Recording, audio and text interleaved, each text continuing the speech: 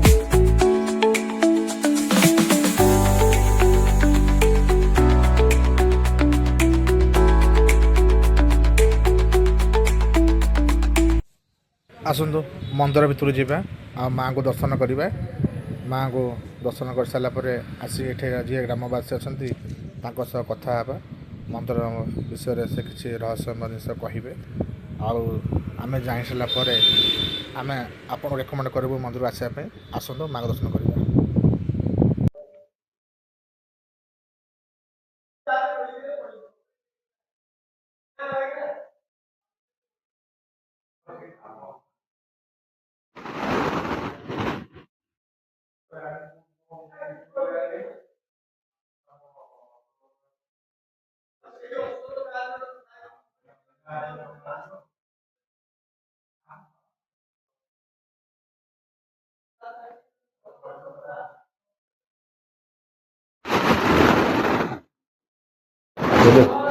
मुझे नौचे भल जूम फूम करपटे खाली तू 10टा पका एपटे छाड़ दौनु छाड़ देटा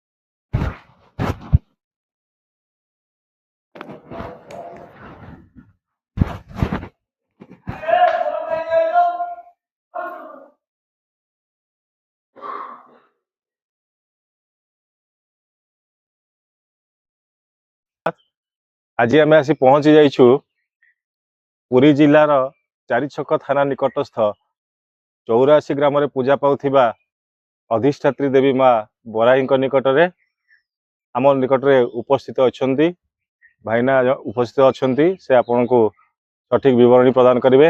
आज्ञा प्रणाम। प्रणाम आज्ञा। ଆପଣଙ୍କ ପରିଚୟ ପ୍ରଥମେ କୁହନ୍ତୁ। ମୋ ନାଁ ଶରତ କୁମାର ଦାସ, ଘର 84, ଥାନା 4 ଛକ। ଆଉ ମୁଁ ଏଇ ସେ ସ୍ଥାନୀୟ ବାସିନ୍ଦା ଜଣେ। ମୁଁ ଏଠି ସଦାବେଳେ ଏମିତି ଆସି ବସା ଉଠା କରେ। ଆଉ ମାଙ୍କୁ ସବୁଦିନ ଆସେ ଦର୍ଶନ କରେ, ପୂଜା ପୂଜି କରିକି ମୁଁ ମୋର ଯାଏ। ଆଜ୍ଞା ମନ୍ଦିରଟି ହଉଛି 10ମ ଶତାବ୍ଦୀର ମନ୍ଦିର। ଆଜ୍ଞା ଏଠି ମା ବିରାଜମାନ କରନ୍ତି। ମାଙ୍କର ପର୍ବ ହେଲା ମହାଷ୍ଟମୀ ପର୍ବ। 108 ବେଲପତ୍ର ଏଠି ପୋଡ଼ା ହୁଏ। ଆଜ୍ଞା ତାପରେ ଗ୍ରାମବାସୀ ମାନେ ସମସ୍ତେ ଏକାଠି ବସି ରୋଷେଇବାସ କରି ଖାଇ ପିଇ କରନ୍ତି। ମାଙ୍କର ନୀତିକ୍ରାନ୍ତି କଣ? ନୀତିକ୍ରାନ୍ତି ହେଲା ଆମର ସକାଳୁ ବାଳଭୋଗ ମାଙ୍କର ହୁଏ। ପୂଜକ ଆସନ୍ତି, ପୂଜା କରିକି ବାଳଭୋଗ କରନ୍ତି, ସ୍ନାନ କରି ବାଳଭୋଗ କରିକି ସେ ତାଙ୍କର ଯାଆନ୍ତି। ମାଙ୍କର ଅନ୍ନପ୍ରସାଦ ଭୋଗ ଏଠି ନାହିଁ। ଯାହା ଭୋଗ କରିବେ ଶୁଖିଲା ଭୋଗ। ଆଚ୍ଛା, କେବଳ ବର୍ଷକୁ ଥରେ ସେ ମହାଷ୍ଟମୀ? ହଁ, ବର୍ଷକୁ ଥରେ ସେ ମହାଷ୍ଟମୀ କି ଯାହା ଯେମିତି ମାଙ୍କର ରୋଷେଇବାସ ହୁଏ, 108 ବେଲପତ୍ର ପୋଡ଼ା ହୁଏ, ହୋମ ହୁଏ। ବାହାରୁ ଯଦି କେହି ପର୍ଯ୍ୟଟକ ମାନେ ଆସିଲେ ଚାହିଁବେ ଯଦି ୟା ଭିତରେ କିଛି ରୋଷେଇ କରିବା ପାଇଁ, ସେମାନଙ୍କୁ ପ୍ରଶୟ ଦିଆଯାଏ ନା ଦିଆଯାଏ? ଅନୁମତି ମିଳେ କି ମିଳେ? ନା, ସେମାନଙ୍କୁ ଅନୁମତି ମିଳେନି। ଆଗେ ହଉଥିଲା, ଏବେ ଯୋଉ ସେ ମଦ ଫଦ ପିଇକି ଯେମିତି ବିଶୃଙ୍ଖଳା ସୃଷ୍ଟି କଲେ, ସେ ଷ୍ଟାଫ ମାନଙ୍କୁ ବାଡିଆ ପିଟା କଲେ, ତେଣୁ ସେ ଜିନିଷଟାକୁ ବନ୍ଦ କରିଦିଆଗଲା। ଗ୍ରାମବାସୀ ସମୟରେ ଏକାଠି ହେଇକି ପିଟିସନ ଦିଆହେଇକି ଅଫିସକୁ ବନ୍ଦ କରାଗଲା। ଆଉ ଏଠି ଆଉ ରୋଷେଇବାସ କିଛି ନାହିଁ। ଯାହା ଭୋଗ ହୁଏ ବାଳ ଭୋଗ ହୁଏ, ଶୁଖିଲା ଭୋଗ ହୁଏ। ଆଚ୍ଛା, ମନ୍ଦିରଟା ଯେତେବେଳେ ନିର୍ମାଣ ହେଲା, ମନ୍ଦିର କେମିତି ନିର୍ମାଣ ହେଲା ସେ ବିଷୟରେ ଟିକେ କହିପାରିବେ କି? ମନ୍ଦିର ଲୋକ ପ୍ରବାଦ ଅଛି। ଆମର ଏଇ ପଛପଟେ ଗୋଟେ ବୋଇତି ଢିଅ ଅଛି। ସେତେବେଳେ ଏଠି ଯୋଉ ବଢେଇ ମାନେ ଏଠି କାମ କରୁଥିଲେ, ସେମାନେ ସେ ଡଙ୍ଗାରେ ପଥର ଆଣିକିରି ଏଠି ରଖିକିରି ଏଠି କାରୁକାର୍ଯ୍ୟ କରିଥିଲେ ଲୋକ ପ୍ରବାଦ ଅଛି। ତେଣୁ ଆମେ ସେଇଟା କହିପାରିବୁନି କେମିତି ଏ ମନ୍ଦିର ତିଆରି ହେଲା, କଣ ହେଲା, କେହି ବି ଆଜି ପର୍ଯ୍ୟନ୍ତ କହିପାରୁନାହାନ୍ତି। କିନ୍ତୁ ଲୋକ ପ୍ରବାଦ ଏଇ କଥାଟା ଅଛି। ଧନ୍ୟବାଦ। ଏଠି ପ୍ରାଚୀ ନଦୀ ଆଉ ଦାଢରେ ଲାଗିଥିଲା। ପ୍ରାଚୀ ନଦୀରେ ଡଙ୍ଗାରେ ପଥର ଆସୁଥିଲା। ଏଠି ବଢେଇ ମାନେ ରହୁଥିଲେ। ଏଠି ମନ୍ଦିର ନିର୍ମାଣ ପଥର କାର୍ଯ୍ୟ କରି ମନ୍ଦିର ନିର୍ମାଣ କଲେ। ତାମାନେ ଯେତେବେଳେ କୋଣାର୍କ ମନ୍ଦିର ନିର୍ମାଣ ଚାଲିଥିଲା ସେଇ ସମୟର? ନା, ସେ ସମୟର ନୁହଁ। କୋଣାର୍କ ମନ୍ଦିର ଠାରୁ 1100 ବର୍ଷ ପୂର୍ବରୁ ଆଗରୁ ଏ ମନ୍ଦିର ହେଇଛି। 10ମ ଶତାବ୍ଦୀର ମନ୍ଦିର ଇଏ। କୋଣାର୍କ ୟାଠୁ 1000 ବର୍ଷ ତଳର ମନ୍ଦିର। ଯାହା ଇତିହାସ କହୁଛି। ଆଚ୍ଛା, ଆପଣଙ୍କୁ କହୁଛି ଏଠିକି ପର୍ଯ୍ୟଟକ ମାନେ କେବଳ ଆମର ଏଇ ଓଡିଶାରୁ ଆସନ୍ତି ନା ଆଉ ବହୁତ ଦୂର ଦୂରାନ୍ତରୁ ଆସନ୍ତି? ଆମର ପର୍ଯ୍ୟଟକ ମାନେ ବାହାରୁ ଆସନ୍ତି, ଭାରତ ବାହାରୁ ବି ଆସନ୍ତି, ବହୁତ ଦୂରରୁ ଆସନ୍ତି। ମାଙ୍କର ମହିମା ସପକ୍ଷରେ? ନା, ମାଙ୍କର ମହିମା ଅଛି, ମହିମା ଅଛି ମାଙ୍କର। ହଁ, ସେ କଥା ମାଙ୍କ ନାଭିରେ, ମାଙ୍କ ପେଟରେ ଗୋଟେ ହୀରା ଥିଲା। ଯେତେବେଳେ ସୂର୍ଯ୍ୟ ଉଦୟ ହେବେ, ସୂର୍ଯ୍ୟଙ୍କ ପ୍ରଥମ କିରଣଟା ମାଙ୍କ ନାଭି ଉପରେ ପଡିବ, ସେ ହୀରା ଉପରେ ପଡିବ। ସେ ହୀରା ଉପରେ ପଡିଲେ ହୀରାର ଲାଇଟ୍ ଟା ଇନଭେସନ ହବ, ମନ୍ଦିରଟା ଆଲୋକିତ ହବ। ଯେକୌଣସି ଲୋକ ବି ସେଟା ଦର୍ଶନ କରିପାରିବେ। ଯେତେବେଳେ କଳା ପାହାଡ ଆମ ଓଡିଶାକୁ ଆସିଲା ସବୁ, ସେତେବେଳେ ସେ ମାଙ୍କ ପେଟରୁ ସେ କଳା ହୀରାଟାକୁ ନେଇଗଲା, ଆକ୍ରମଣ କରି ସେଟା ନେଇଯାଇଛି। ଏବେ ବି ସେ ମାଙ୍କ ପେଟରେ ସେ ଗର୍ତ୍ତଟା ଅଛି। ମାଙ୍କର ଡାହାଣ ହାତରେ ଧରିଛନ୍ତି ରୋହି ମାଛ, ଆଉ ବାଁ ହାତରେ ଧରିଛନ୍ତି ରକ୍ତସରା। ମା ମଇଁଷି ଉପରେ ବିରାଜମାନ। ତାପରେ ମାଙ୍କର ମୁହଁଟା ଘୁଷୁରୀ ମୁହଁ। ତାମାନେ ଆମେ ଏଥିରୁ ଜାଣିଛୁ ମା ପରମ ବୈଷ୍ଣବୀ ନୁହନ୍ତି। ନା, ଆଇଁଷ ପ୍ରିୟ। ତନ୍ତ୍ର ଉପାସନାରେ ପୂଜା କରାଯାଉଛି। ମାଙ୍କର କିବା ସଂକ୍ରାନ୍ତି, କିବା ଅମାବାସ୍ୟା, କିବା କଣ, ସବୁଦିନ ଆଇଁଷ। ଆମର ଯୋଉ ମହାଷ୍ଟମୀ ରୋଷେଇ ହୁଏ,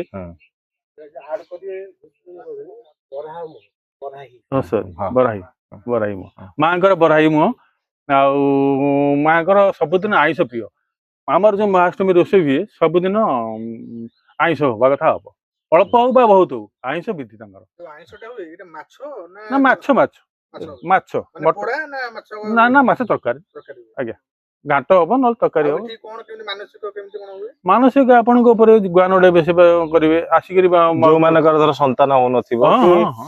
ଆଚ୍ଛା, ତାମାନେ ଆମେ ଏଥିରୁ ଜାଣିବାକୁ ପାଇଲୁ ମା ସମ୍ପୂର୍ଣ୍ଣ ତନ୍ତ୍ରୋକ୍ତ ପୂଜାରେ ପୂଜା ହୁଅନ୍ତି, ନାଇଁ କି?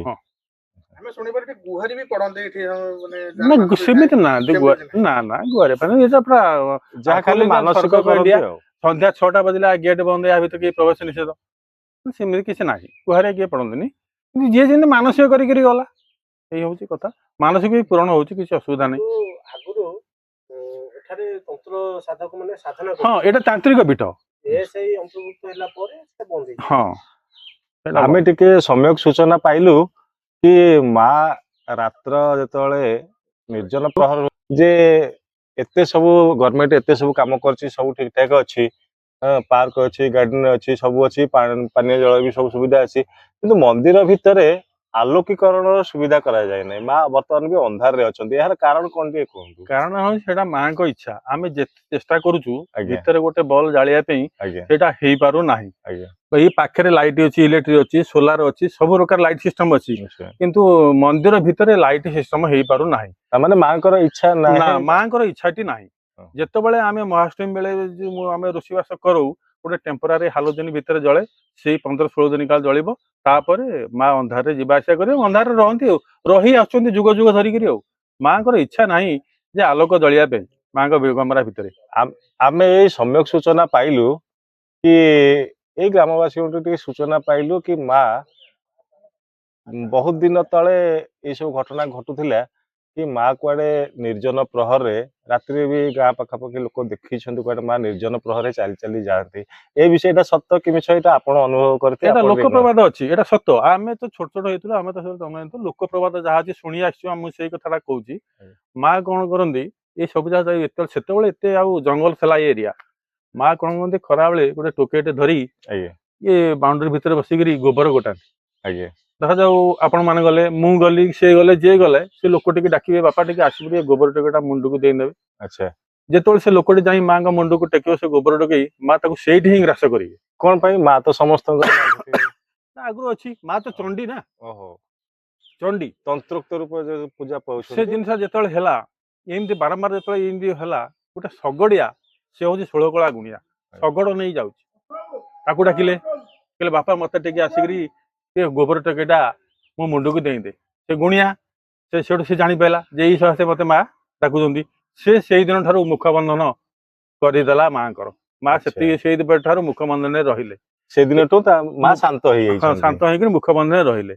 ଏବେ କିନ୍ତୁ ଏଠି ଯଜ୍ଞ ଫଜ୍ଞ ଆଗରୁ ହେଇକିରି ମାଙ୍କର ମୁଖମଣ୍ଡଳଟି ମୁଖଟା ଖୋଲିଗଲାରୁ ମା ଏବେ ପୂଜା ଅର୍ଚ୍ଚନା ଚାଲିଛି, ସବୁ ଠିକ ଠାକ ଆଉ। ଯାହା ହଉ ଆଜ୍ଞା, ସବିଶେଷ ବିବରଣୀ ପ୍ରଦାନ କରିଛନ୍ତି ମାଙ୍କ ବିଷୟରେ।